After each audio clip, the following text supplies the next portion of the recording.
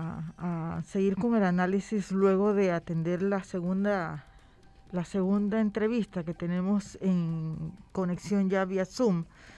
Y vamos a incorporar a Icar también a ese análisis que estás haciendo de la entrevista del procurador y las medidas que ha adoptado el Ministerio Público con relación a los casos de alto perfil. ¿Te parece?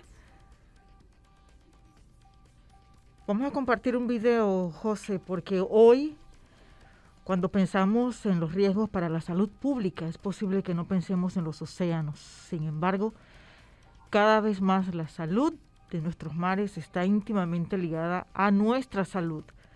Algunos pueden sorprenderse de saber que organismos descubiertos a profundidades extremas se utilizan para acelerar la detección del COVID-19.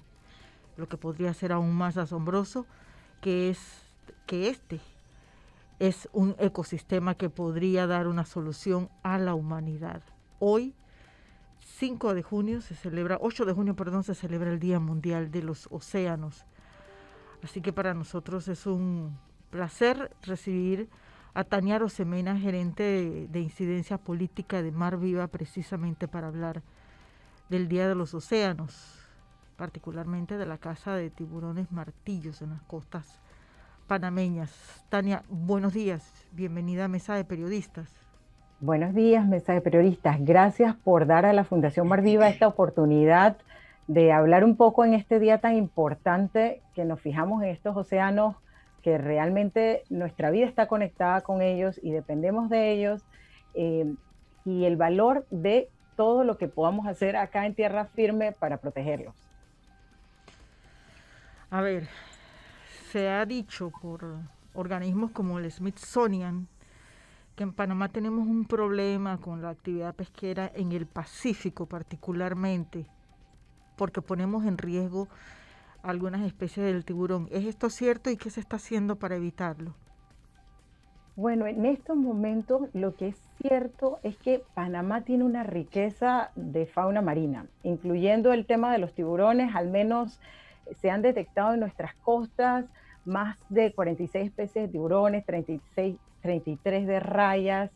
Eh, Hace falta contar con mayor información científica de los lugares donde estas especies están, y a la vez hace falta tener información más actualizada y certera de la actividad pesquera y de cómo está afectando estos recursos. O sea, porque tenemos estimaciones, pero lo que sí está golpeando mucho a nivel mundial es mucho el tema de la sobrepesca, y hay ciertas especies, como el caso del tiburón, que son impactadas, y por eso es importante que al regularlas o a tomar medidas, eh, evaluemos su estado de conservación. Entonces, los estudios se han hecho, sin embargo, hace falta mucho más. Y realmente nos preocupa. Bueno, la Fundación Mar Viva, desde su creación, ha estado muy vinculada al promover acciones participativas que involucren a todos los sectores para identificar medidas de aprovechamiento sostenible de la especie. Porque a la hora de la hora, todo en el mar está encadenado y todas estas especies hacen que podamos tener realmente esa disponibilidad de recursos en nuestras mesas, y que también una gran cantidad de población de los pescadores que dependen de esos recursos. Entonces es súper valioso el poder analizar y tomar medidas que puedan proteger y conservar esa sostenibilidad de recurso pesquero en el país. Tania, buenos días, ¿cómo estás? Buenos días, Eh, buenos días. a ver, ¿por qué, o mejor dicho, cuál es la naturaleza del estudio o la encuesta o lo que sea que se esté realizando a cargo de ARAP en materia de poblaciones Yo lo tenía puesto, no lo usaron. de tiburones en nuestras aguas? ¿Y por qué es importante que se realice ese estudio?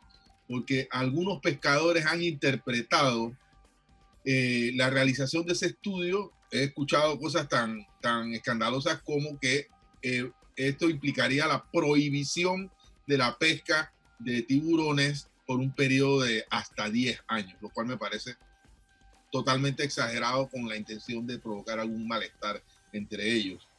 ¿Es sostenible la pesca de algunos de estos especímenes de nuestros mares?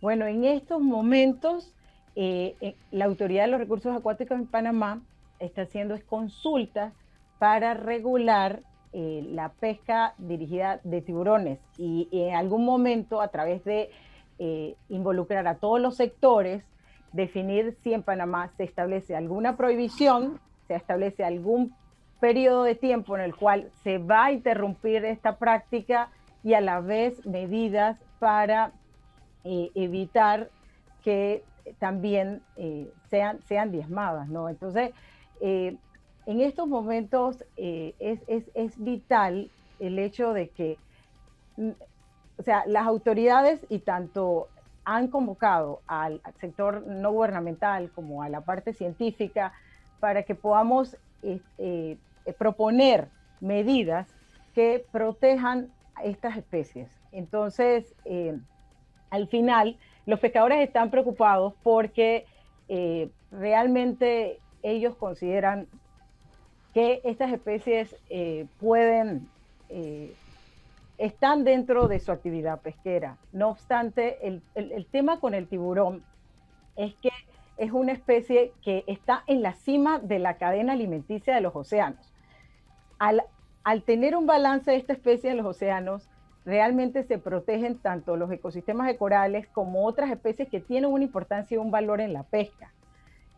Más allá de eso, las medidas que se establezcan a nivel del gobierno, a nivel de las empresas, o sea, es para dar una sostenibilidad a estas especies. Hoy día, 1/3 de los tiburones están en una lista roja de la UICN.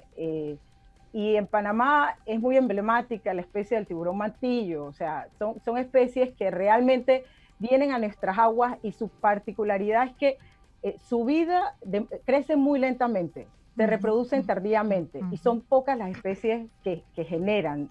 Entonces, esto puede poner en peligro a la especie, y la especie tiene un rol fundamental. Entonces, en estos momentos, la autoridad lo que está abriendo es a un proceso de consulta para definir qué medidas se establecen para tratar de reducir el impacto que están teniendo las pesquerías sobre la población de los tiburones, que si bien no hay estadísticas exactas, sí se ha visto a lo largo de los años. Hace 10 años se sacaba muchísimo tiburón en Panamá, y hoy en día esa cantidad de tiburones que se saca, el tamaño es mucho menor y la cantidad es mucho menor, lo cual va a afectar. Entonces, esto es importante. Se tiene que ver en la parte económica que el tiburón también es una especie que puede representar muchos ingresos. O sea, se habla incluso en el mundo del turismo de aventura, de un avistamiento de tiburones que generó en el 2013 314 millones de dólares, y que en los próximos 20 años puede superar la cantidad de ingresos, 780 millones de dólares, lo que incluso representa el mismo tiburón en sí. O sea, hay países en la Polinesia Francesa que un tiburón, por verlo en el mar, les representa el costo es de $1,200 por kilogramo. En cambio, al pescarlo, al final la venta de su solo le representa al pescador $1.50. Entonces, definitivamente, en estos momentos, lo que se está tratando de hacer, y es importante hoy día Mundial de los Océanos, las autoridades están abriendo la oportunidad de que los sectores participen, expongan su punto de vista, y obviamente nadie quiere afectar el sector de los pescadores. Realmente está siendo muy impactado, obviamente, por el tema de la pandemia, y lo que se le está tratando de explicar y de buscar una medida que ellos mismos presenten en la mesa opciones para un poco regular y poder controlar la extracción desmedida de la especie.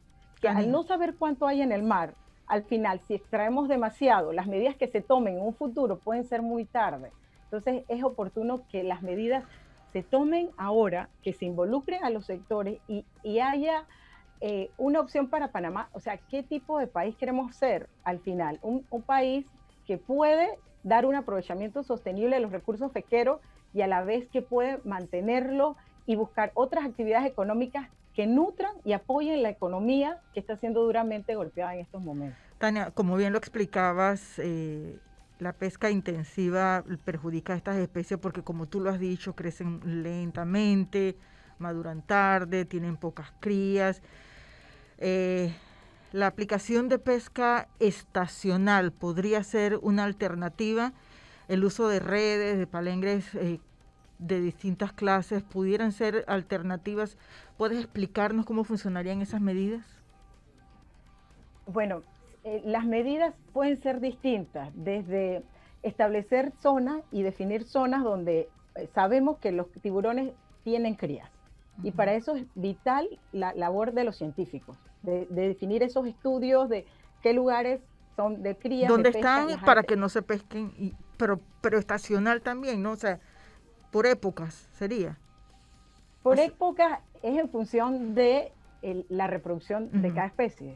Es distinta, cada una es distinta y de verdad el tema de las artes de pesca es importante, la pesca responsable. Hay muchos pescadores, muchos que hacen las cosas correctamente, y el tema de identificar, hemos visto videos también de pescadores que han capturado tiburón y lo han dejado libre. Entonces, muchas veces, la mayoría de la captura del tiburón sea por pesca incidental. O sea, el tiburón está en medio del cardumen de especies que quieren capturar. Entonces, al ser una captura incidental, realmente no hay mucho control. Pero todas estas medidas en cuanto a los artes de pesca, las redes, el tamaño, el área donde la colocan, o sea, todas estas medidas van a poder tener un impacto en reducir esto. Y el país también en evaluar qué sitios van a tener un potencial turístico muy importante. Aquí en Panamá vienen todos los años, tenemos tiburón ballena. O sea, tenemos una regulación que lo protege y tenemos una regulación que ve su avistamiento en las áreas cercanas al Parque Nacional Poiba. Y esto es un tipo de ingreso que no solo llega a los que se dedican al negocio, sino llega a las actividades en tierra firme, a la parte turística, a la parte de servicio. Entonces, o sea, el tiburón nos ofrece toda una serie de actividades que puede desarrollar el país y a la vez se puede manejar sostenible este tipo de pesca. Yo tengo otra pregunta que no termino de entender. ¿Por qué solamente se prohíbe el corte de las aletas y desechar el resto del cuerpo del tiburón? Y aquí yo tengo las imágenes, si José me ayuda, demostrando la cantidad de aletas que son cortadas de estos cetáceos. Bueno, ahí creo que debemos reconocer que en Panamá en el 2006 se aprobó la ley del aleteo, la ley 9 de 2006, para prohibir que se hiciera esa práctica que antes se cortaba la aleta e incluso se tiraba al tiburón al mar. O sea, ahorita mismo cuando los tiburones caen en captura incidental, el tiburón tiene que llevar la aleta adherida al cuerpo. Si no lo hace, estaría incumpliendo la ley. Entonces, no hay en estos momentos en la regulación una licencia para pesca de tiburón. ¿Pero por qué la aleta? O sea, ¿qué valor tiene la aleta que no tenga el resto del cuerpo? Porque es un Viagra, María Elena. Es un fetiche de la masculinidad en ciertas regiones del mundo. Y la aleta se considera que es un Viagra. Ayuda a la erección masculina. Sí, es consumida mucho en el sector del mercado. Tiene su demanda. No obstante, sí, eso ha generado un impacto muy grande en las poblaciones de los tiburones y por eso muchos países regulan y prohíben este tipo de acciones a los tiburones. Yo creo que la información es la clave de muchas cosas. Por ejemplo, a mí me dio mucho dolor saber que Chame es una de las mayores maternidades del tiburón martillo, que los tiburones martillos vienen a dar a luz, a parir, pues, en las aguas de Chame. Y también me da mucha tristeza que sea exactamente en ese periodo en el cual cacen al tiburón martillo. O sea que sí, es evidente que algún tipo de regulación habrá que tomar, al menos para que esto no pase en ese periodo y en estos lugares. Sí, en efecto, y hay que resaltar que desde 2018 se actualizó el Plan de Acción Nacional para la protección, el manejo y conservación del recurso de tiburón. Existe y desde enero de este año se ha reactivado la Comisión Pan Tiburón, y dentro de esa comisión ya se han propuesto ideas y sugerencias en cómo se pueden proteger zonas de reproducción en base a estudios científicos que ha hecho en la zona, en esa zona en particular, la doctora Yehudi ha llevado a cabo ese estudio, pero ellos, los mismos científicos también, el doctor Héctor Guzmán y otros, han reconocido que todavía hay mucho más potencial de zonas que pueden protegerse, y por eso es tan importante esa combinación entre la ciencia, la economía, la parte política y los organismos no gubernamentales. Entonces, sí, o sea, es vital ese tipo de acciones, y a la vez el poder también impulsar iniciativas voluntarias del consumo, porque si los consumidores al final no demandan mayor claridad en cuanto a lo que comen, mucho del ceviche no se identifica, es ceviche de tiburón o un filete. Eso era exactamente lo que iba a decir, que el tiburón se disfraza por otras carnes, sobre todo cuando el tiburón está muy joven, el cazón, que la carne es muy blanca y parece la carne de otro tipo de pez. Entonces, mucha gente que come tiburón sin saber que está comiendo tiburón, porque además le han cambiado los nombres, le han puesto otro nombre. Toyo.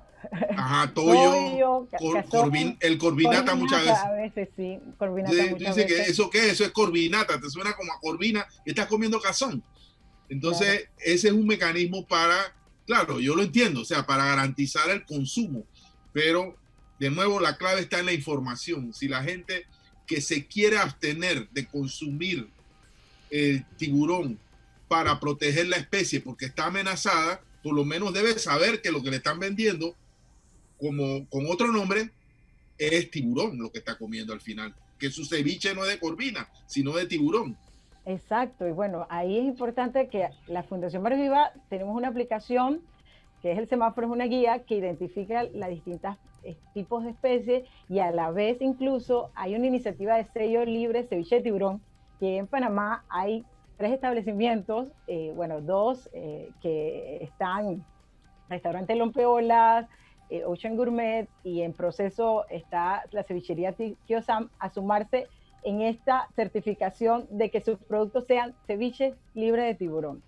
Y viendo también en el pasado, y se mantiene presente, estándares de consumo responsable. Entonces, sí hay un interés y sí es importante esa demanda, porque al final muchos me preguntan cómo nos podemos involucrar para proteger a los tiburones. Yo creo que lo fundamental es incluso fíjate en qué es lo que comes, fíjate en qué es lo que haces, y también trata de preguntar y conocer un poco de la especie y de cómo evitar que terminemos consumiendo algo que al final, esos tiburones que llegan a nuestra mesa son muy juveniles o recién nacidos, y entonces privamos a toda una cadena del ecosistema de una generación de ese rol tan importante. El tiburón es la cima, es nuestro jaguar de los océanos. O sea, si no está ahí, realmente no va a haber un equilibrio, y al final nos van a perjudicar a todos, y eso es fundamental. Agradecemos a Tania Arosemena, gerente de incidencia política de Mar Viva, por acompañarnos esta mañana para hablar de los océanos, el Día Mundial de los Océanos, aquí en Mesa de Periodistas, particularmente de la caza de tiburones en las costas panameñas, en el Pacífico en especial, es donde más se da la caza de tiburones. Tania, muchas gracias, que tenga buen día. Gracias. Gracias. Son las 9:19 de la mañana. Yo